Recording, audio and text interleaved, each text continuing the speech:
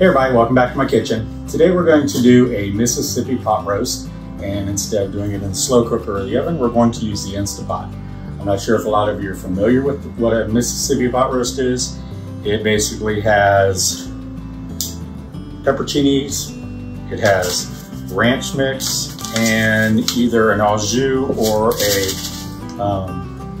onion soup mix. So I'm not sure how those flavors relate to Mississippi, but that's just what they call it. So I've already got the Instapot going here. So on saute mode, I put it on saute. I put a little bit of about 2 tablespoons of, or 2 teaspoons of olive oil in. And I usually would use a chuck roast for this, but chuck roast, they didn't have anything that looked really good. So I bought a rump roast and I'm going to be utilizing that today. So first we're just going to brown it off. Put it down in, let that start browning. And you can either use beef broth, or I've been using this better than Bouillon beef base. And it works really well. I'm going to use probably about a tablespoon or so of it. Just be careful if you don't get the low sodium, it does have salt in it, so it's going to increase the salt, so you don't want to put any extra salt in there. That up for it.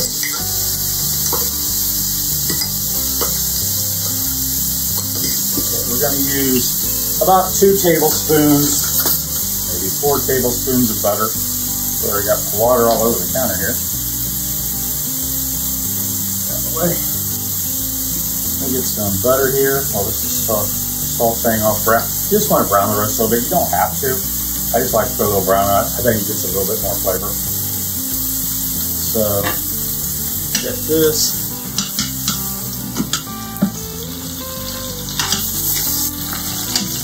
Turn it over. A little brown on there. And while it's sauteing, I'll go ahead and put the 3 to 4 tablespoons of butter. Now I put that on now while it's still hot. You just rub it around on the top just a little bit to get some butter flavor on here. That's going to help the flavor package we're going to put on here stick a little better. So there's our butter. And like I said, we're going to use 1 ranch dry mix. Make sure you don't get this spicy. Unless you like spicy, that might turn out well. So just sprinkle this across the top. And then I'm using dry onion soup mix instead of au jus. Sprinkle that around the top. Get as much on top as possible. That way when it starts cooking, all that flavor gets soaked down in there. And then probably about 8 to 10 of these peppercorns. Put a few of them all around it.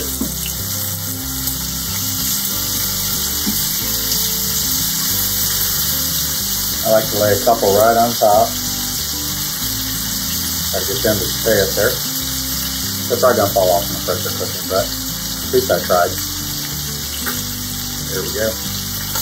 And then I do like to put a little bit of the juice in down on the side. Don't pour it on top because it's just going to wipe everything off, all the seasonings you just put on there. And then you got your either beef broth, or like I said, I'm using 3/4 cup of water and about a tablespoon of beef base. Put that around.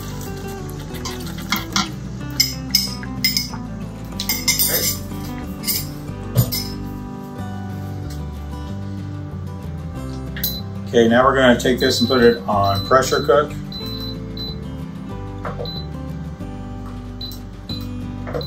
And we're going to pressure cook it for about 5 hours. This dial is very sensitive, so I'm going to do it for an hour. Usually 55 minutes to an hour. This is a thicker cut, so I'm going to do it for an hour. Now, if your roast won't fit down in there, you can cut it in chunks because it's going to shred when you're done anyways. So put it in there, put the lid back on, pins down, it's set. We're going to tell it to start. So now it's going to take about 15 minutes to come up to temperature, maybe a little less because we were sauteing, so that was already heated up. and then it's going to cook for an hour, and then we're going to just do a instant pressure release. So we'll be back in about an hour.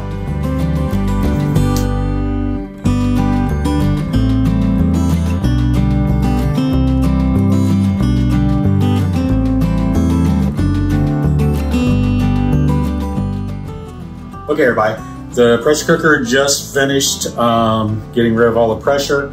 I misspoken earlier. I said to let it, we'll do an instant pressure release.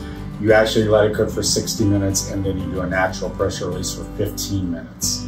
So that's what we've done. It just finished, the pin just dropped down. I didn't figure you were gonna watch 10 minutes of the air and water evacuating. So there we go.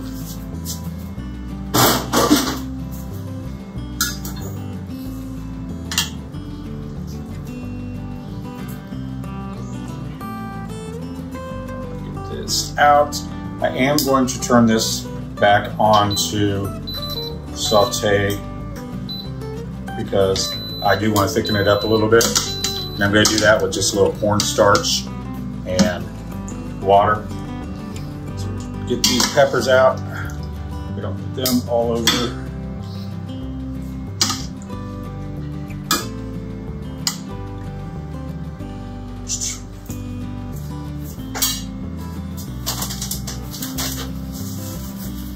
Like I said, I'm just going to thicken up the gravy a little bit to put over this because I'm going to serve this with mashed potatoes.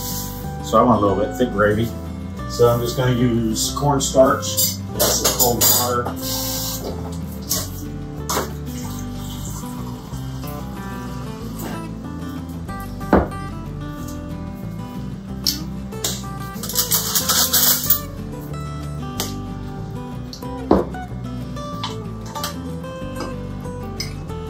A little bit extra. The Instant Pot's already boiling. There's sauce down in there because since it's already hot, it just immediately starts coming to a boil.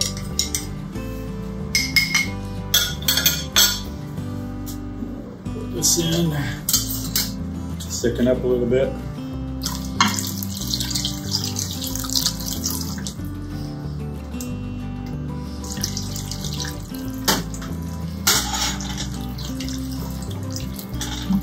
Let that cook and thicken. So here's our Mississippi pot roast.